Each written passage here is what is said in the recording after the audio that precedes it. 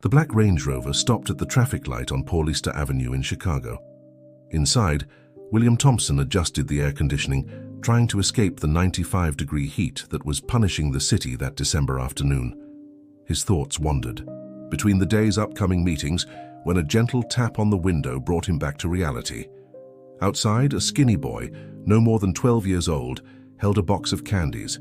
His clothes, though clean, showed signs of overuse. What caught William's attention the most, however, were the boy's eyes, deep, determined, carrying a maturity that didn't match his age. "Mister, want to buy some candy? It's just $1 each," the boy said, his voice wavering between hope and the fear of rejection. William hesitated. In his 15 years as a successful businessman, he had developed the habit of ignoring street vendors. But something about that boy made him roll down the window. Maybe it was the eyes, or perhaps it was the memory they stirred. The recollection of another boy decades ago, selling sweets on the streets of the Bronx. "What's your name?" William asked, surprising himself.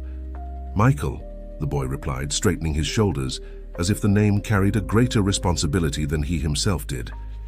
"How old are you, Michael?"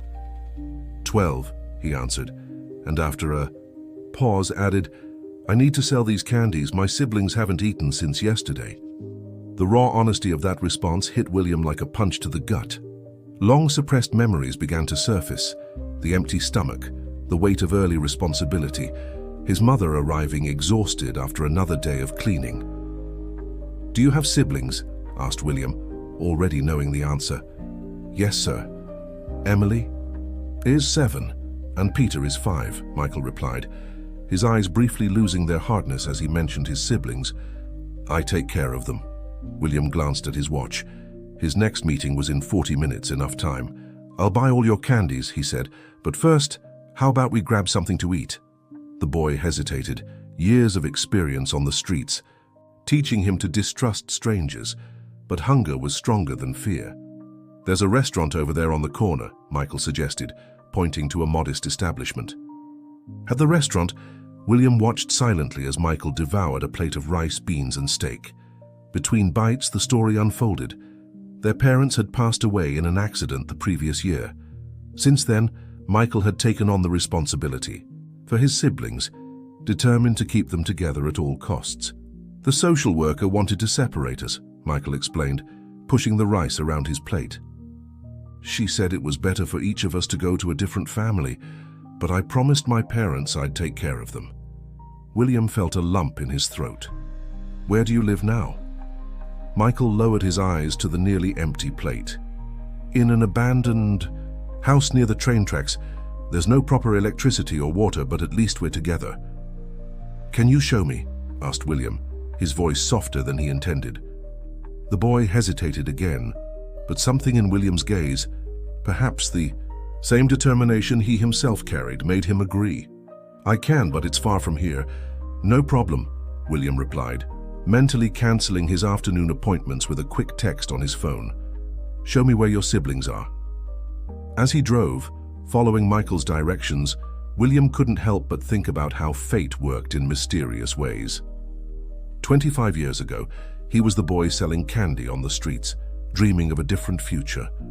Now, successful and lonely, he found a reflection of his past in the passenger seat. William's car wound through increasingly narrow streets, leaving behind the well-maintained asphalt of the central area. The houses grew simpler until they reached an area where abandoned buildings dominated the landscape. Michael pointed to a 2-story structure with exposed bricks and partially broken windows. "It's here," he said, his voice dropping as if afraid someone might hear them. William parked, observing the deteriorating facade.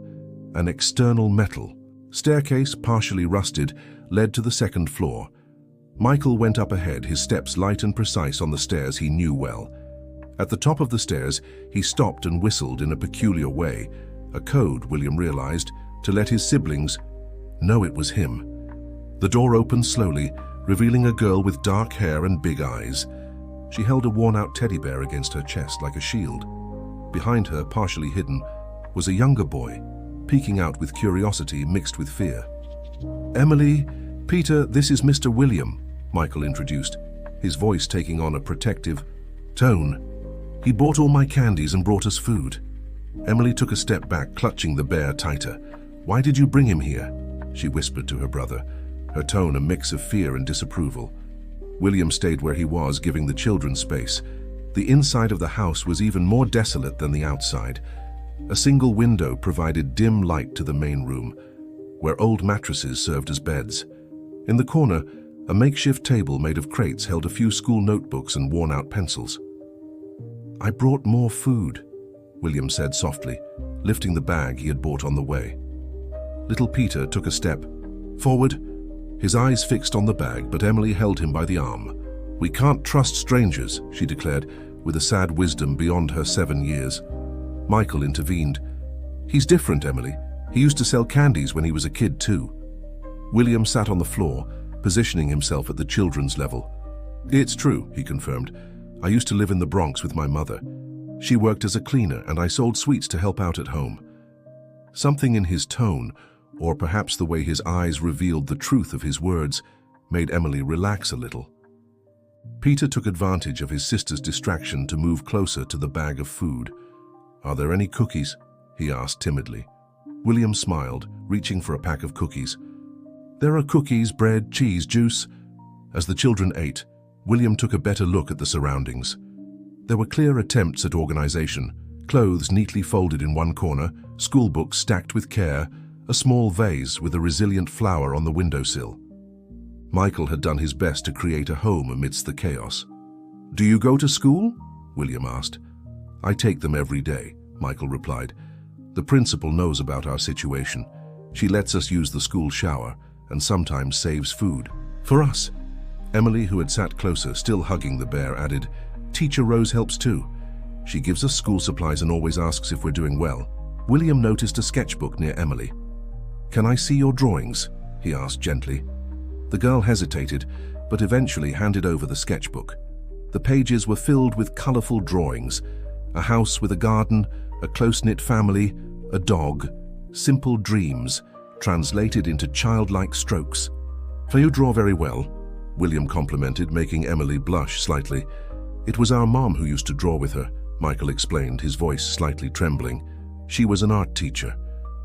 The silence that followed was heavy with memories. William realized that despite all the material hardships, what those children missed the most was affection, the security that only a family can provide. How do you get water and electricity? He asked, trying to better understand their situation. There's a faucet on the property that still works, Michael explained, and we use candles at night. But when it rains hard, the roof leaks, so we gather everything in one corner to keep it dry. William spent the night awake after meeting the children. In his penthouse in the Upper East Side, the businessman paced back and forth, unable to get the image of the 3 siblings in that abandoned house out of his mind. The next morning, he began to take action. His first stop was at a market, where he filled 2 carts with groceries. Then he went to a hardware store. When he arrived at the boy's house, his car was packed with supplies.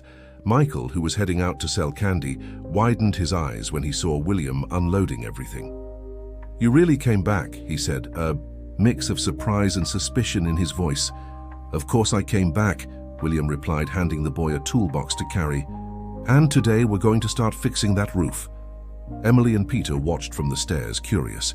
Gradually, their suspicion gave way to hope as they saw the bags of food, the new blankets, and the school supplies. There's drawing paper, exclaimed Emily, flipping through a pad of Canson paper that William had brought especially for her. William hired a local mason to fix the roof and make basic repairs. As the work began, he sat down with Michael for a serious conversation. I want to help you, he said, but I need to know the whole story. How did you end up here? Michael played with a piece of paper, folding it nervously. After our parents left, we stayed with Aunt Margaret, but she drank a lot and spent all the pension money. One day she brought a man home. Her voice faltered. He tried to hurt Emily. That night I grabbed both of them and ran away. William felt his blood boil. Why didn't you seek help? The social worker wanted to separate us, Michael replied, his eyes welling up. They said no one would want to adopt 3 children together. I promised my mum I'd take care of them.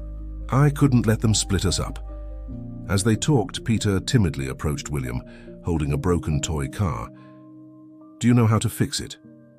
William carefully took the car. "Shall we take a look together?" he suggested, pulling up a chair for the boy. As they worked on the toy, Peter began to open up. "I dreamed about Mom last night," he said, his voice small. "She was making chocolate cake." Emily, who was drawing nearby, looked up. "It was the cake she used to make for our birthday," she added.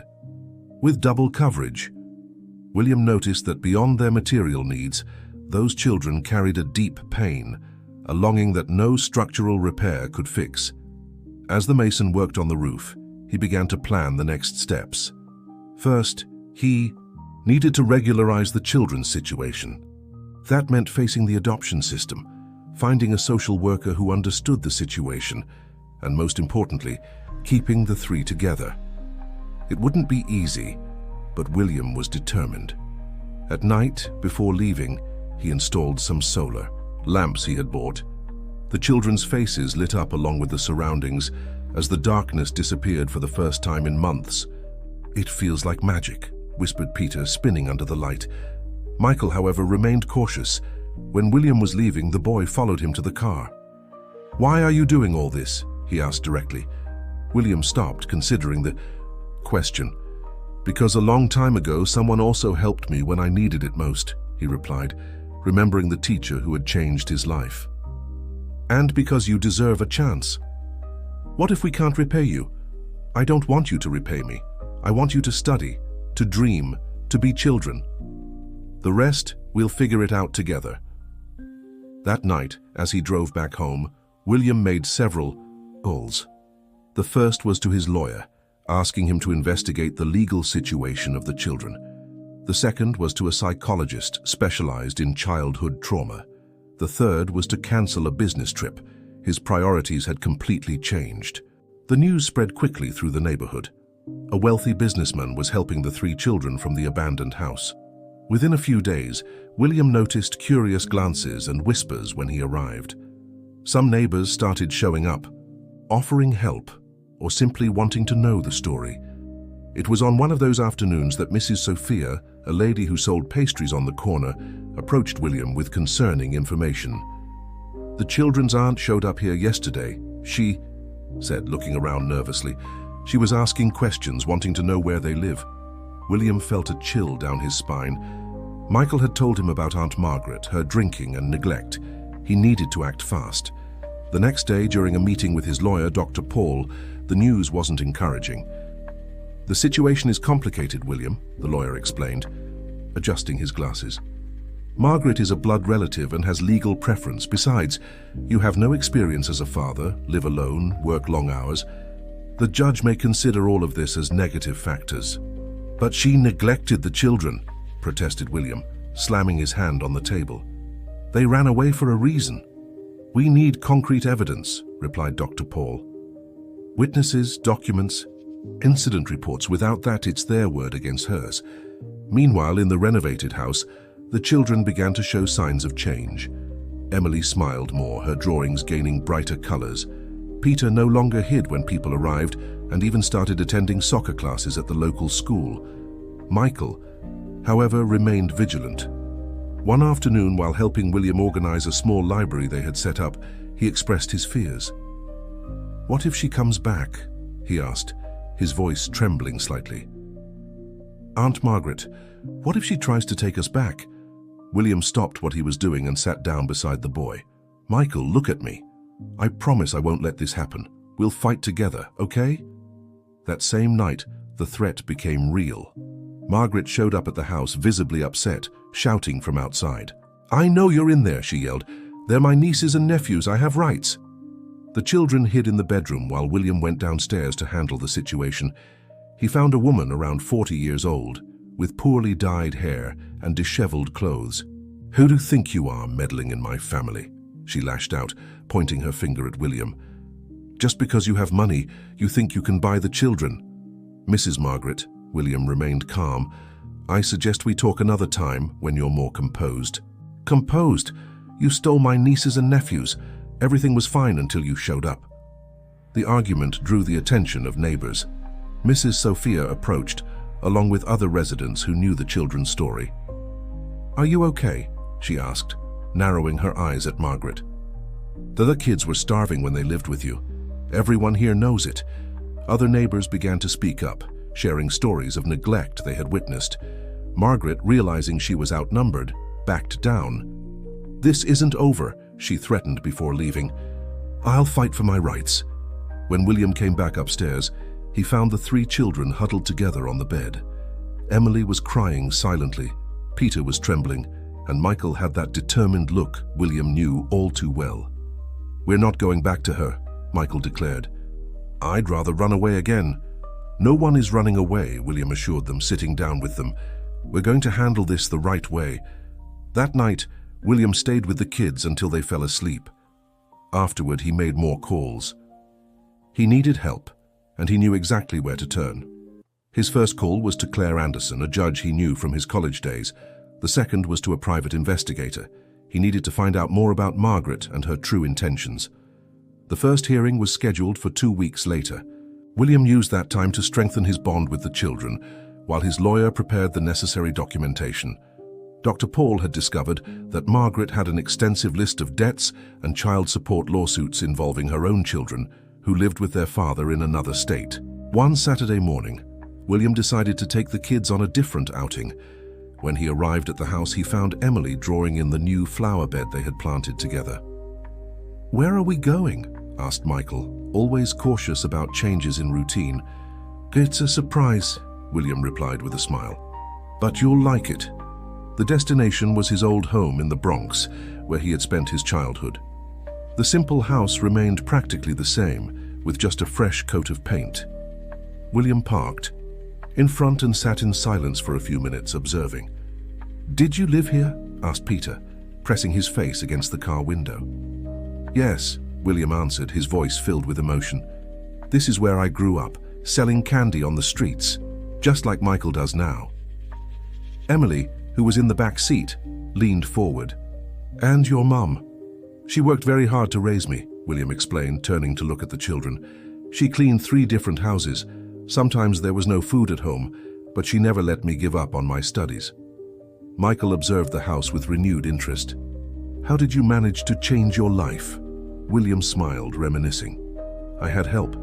A teacher noticed that I liked math and started giving me extra lessons. He helped me get a scholarship. Then, when I started college, I got an internship at a bank. The rest was a lot of hard work and a bit of luck."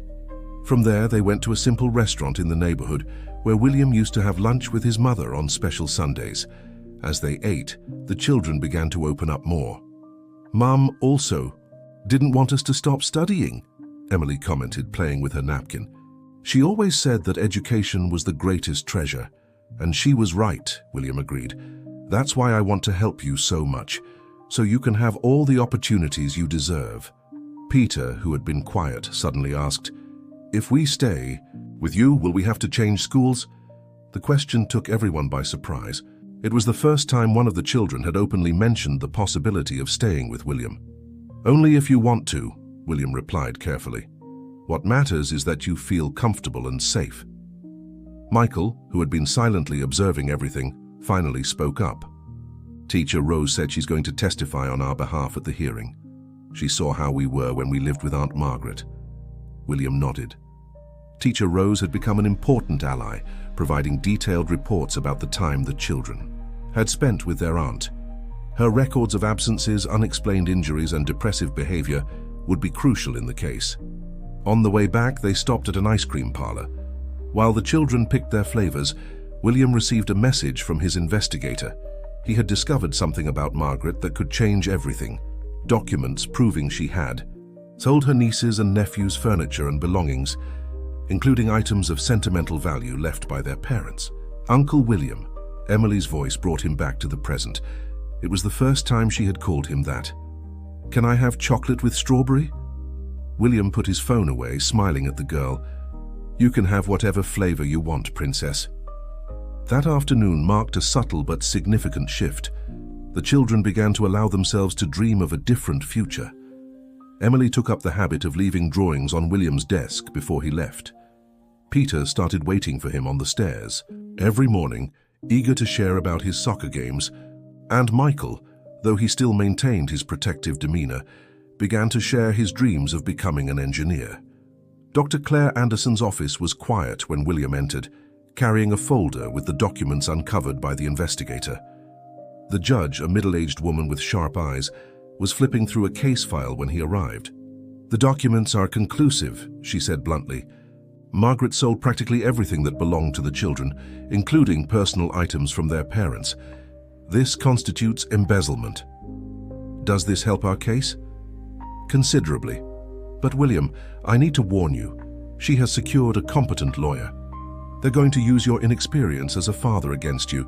They're claiming it's a whim of a lonely, wealthy man." The next day, during a routine visit to the children, William found Emily crying in her room. She was holding a crumpled photo, the only one they had managed to save when they fled their aunt's house. "It was Mom's necklace," she sobbed, pointing to the jewelry her mother was wearing in the photo. "Aunt Margaret said she had kept it to give to me when I grew up, but she sold." William sat beside her, feeling his heart tighten. "You know, Emily, sometimes bad people do things we can't understand, but that doesn't mean we should stop believing in good." "You're different," she said, wiping away her tears. "You always come back." In the living room, Michael was helping Peter with his homework. The younger boy struggled with math, but his brother showed endless patience explaining the exercises. "Michael," William called, "can I talk to you for a minute?" The two stepped out onto the balcony, where the afternoon sun painted everything in gold. William showed the boy the documents that proved Margaret's actions. "Why are you showing me this?" asked Michael, his voice tense. "Because you deserve to know the truth, and because I need you to trust me completely now. The hearing will be tough, and the three of you will need to be strong." Michael stayed silent for a long moment, watching the street below. "You know what hurts me the most," he finally said. "It's not the things she sold. It's just that she was our mother's sister. How can someone do that to their own family?" William didn't have an answer to that question. Instead, he shared his plans for the future. Enrolling the kids in a better school, music lessons for Emily, who loved to sing, soccer practice for Peter, and a programming course for Michael. "What if it doesn't work out?" Michael asked, voicing his biggest fear. "What if she manages to take us back?" "It won't fail," William assured, placing his hand on the boy's shoulder. "You know why? Because now you have something you didn't have before. People willing to fight for you, Mrs. Rose, Mrs. Sophia, Dr. Paul, Dr. Claire, me. No one is going to give up on you." That night, as William was leaving, Michael surprised him with a sudden hug. It was brief, almost shy, but full of meaning. It was the first time the boy had shown physical affection voluntarily. "Thank you for not giving up on us," he murmured before running back inside. William stood still for a moment, feeling the weight of that gratitude. In her car, she found a drawing by Emily. It was all of them, holding hands, with a smiling sun in the corner. Of the page, on the back, she had written in her childish handwriting, "Our new family." On the eve of the decisive hearing, Dr. Paul met with William and the children to prepare them. The lawyer carefully explained how the procedure would go, emphasizing the importance of being honest and direct in their testimonies. "Michael, you will be heard first," Dr. Paul explained. "The judge will ask some questions. Answer calmly and truthfully." Emily clutched her teddy bear tightly as she listened to the instructions. Peter, sitting on William's lap, absent-mindedly played with the buttons on his shirt. "What if I can't speak?" asked Emily, her voice almost a whisper. "Then I'll speak for you, like I always have," replied Michael, taking on his protective role. William watched the interaction between the siblings with a mix of pride and concern. In recent weeks, he had witnessed an even stronger bond forming between them. It was as if the imminent danger had brought them even closer together. That afternoon, something unexpected happened. Mrs. Sophia showed up with other people from the neighborhood. They were parents of students from the school, local shopkeepers, neighbors, all wanting to show their support. "We brought something special," said Mrs. Sophia, revealing a photo album. The pictures told the story of the past few months. Emily helping in the community garden, Peter playing soccer with other kids, Michael studying in the library that William had set up. There were also photos of the three of them with William at various moments, fixing the house, doing homework, sharing meals. "We documented everything," Mrs. Sophia explained, "to show the judge that you're a real family." William felt a lump in his throat. Those simple people had understood something fundamental. True family isn't defined by blood ties, but by daily choices of love and care. That night, when everyone had left, William found Michael on the porch, gazing at the stars. "I can't sleep," the boy confessed. "I keep thinking about tomorrow." "I'm nervous too," William admitted. "But you know what gives me strength. Seeing how the three of you have grown over these months, how you take care of your siblings, how Emily has started smiling again, how Peter has become more confident." Michael turned to William, his eyes shining under the moonlight. "You've changed too. Before it was all work, now you smile more." William wasn't expecting that observation. It was true. His life had gained a new meaning. The long hours at the office had given way to afternoons, helping with homework, weekends at the park, and family dinners. "Tomorrow," Michael suddenly said, "can I call you Dad in front of the judge?" The question caught William off guard, making his heart race. "Do you really want that?" "We already call you that when you're not around," Michael confessed, blushing slightly. "Emily even drew a little sign for Father's Day." William pulled the boy into a hug, letting the tears flow freely. He no longer needed to hide his emotions, not there, not with his family. Later, as he put the children to bed, William noticed that Emily had laid out her clothes for the next day. The blue dress he had bought, the matching hair ribbon, even her stuffed bear had been brushed. "So we can look nice for the judge," she explained seriously, "like a real family." "You're already beautiful," William replied, kissing her forehead. "And we're already a real family. Tomorrow is just so everyone else can see it too." The courthouse was bustling that morning. William arrived early with the children, all dressed formally. Michael wore a small suit that made him look older. Emily was in her blue dress, and Peter kept adjusting the bow tie he had insisted on wearing. The first surprise came when they saw how many people had shown up to support them. The teacher, Rose, was there, along with the school principal. Mrs. Sophia had brought a group of neighborhood residents.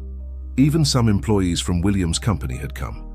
Margaret arrived shortly after, wearing a new dress and heavy makeup, accompanied by her lawyer.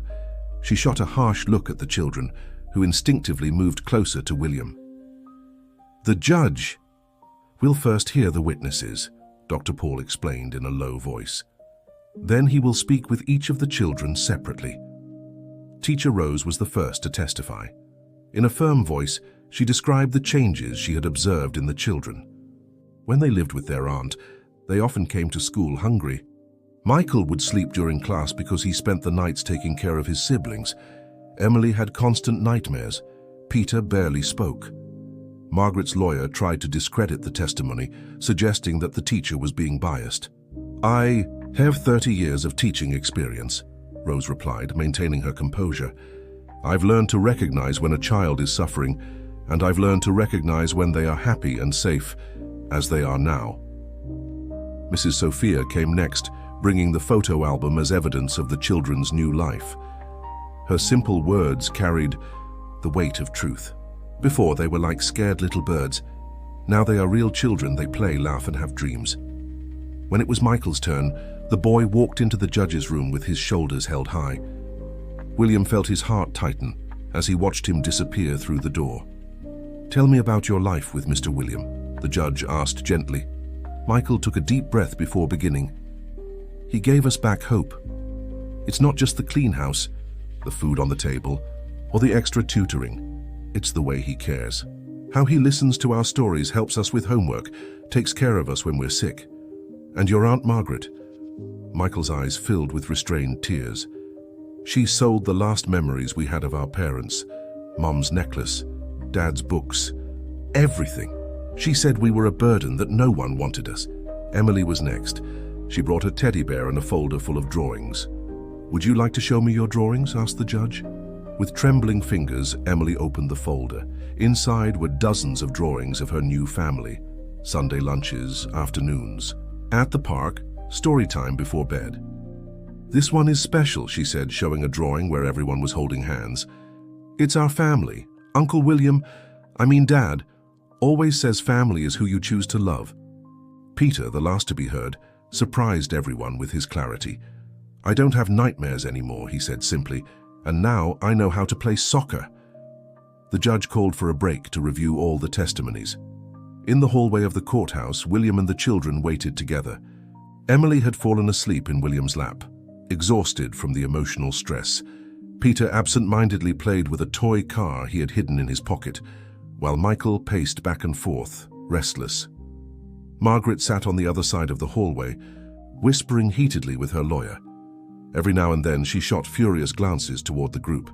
"Mr. William Thompson," called the court officer, "the judge would like to speak with you."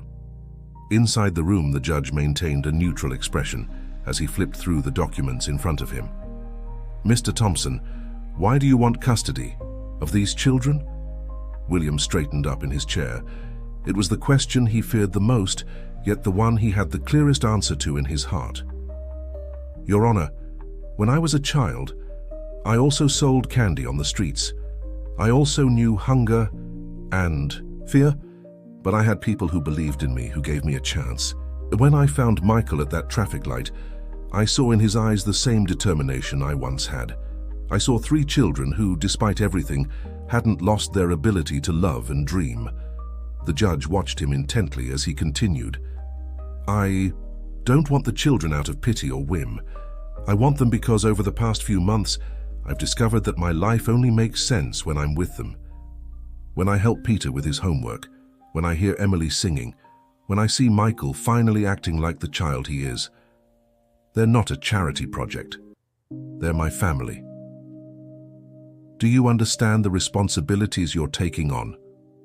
3. Children will completely change your life. My life has already changed, Your Honor, and for the first time it feels complete." When William returned to the hallway, he found Margaret arguing with her lawyer. Apparently he had uncovered more issues in his background that could jeopardize the case. "The judge is calling everyone," announced the bailiff. The courtroom was packed.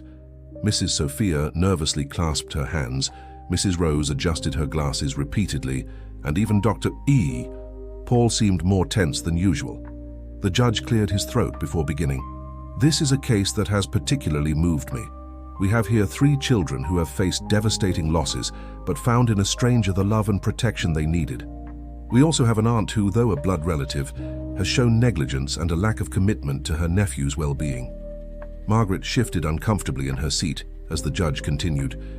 "The children's testimonies were eloquent, not for what they said, but for what they demonstrated. The trust, affection, and security they feel with Mr. Thompson are evident.